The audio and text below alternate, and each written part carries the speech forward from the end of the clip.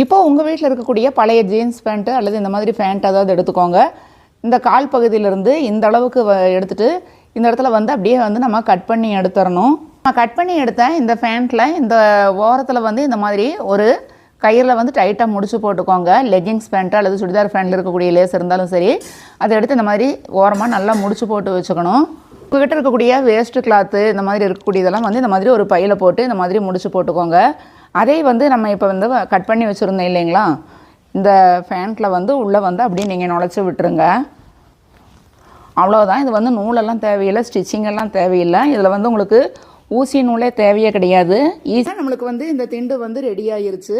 கயிறு வந்து ஓரத்தில் கட்ட வேண்டாம் அப்படின்னா இந்த மாதிரி நீங்கள் லேஸ் கூட போட்டு இந்த மாதிரி செஞ்சு வச்சுக்கலாம். ரொம்ப நீட்டாக லுக்காக இருக்கும் பார்க்குறதுக்கு. சோஃபாலையெல்லாம் நம்மளுக்கு வந்து இது வந்து இந்த மாதிரி வைக்கிறப்ப நம்மளுக்கு ரொம்பவுமே யூஸ்ஃபுல்லாக இருக்கும். இது பேண்ட் வந்து நம்ம தூக்கி வீசாமல்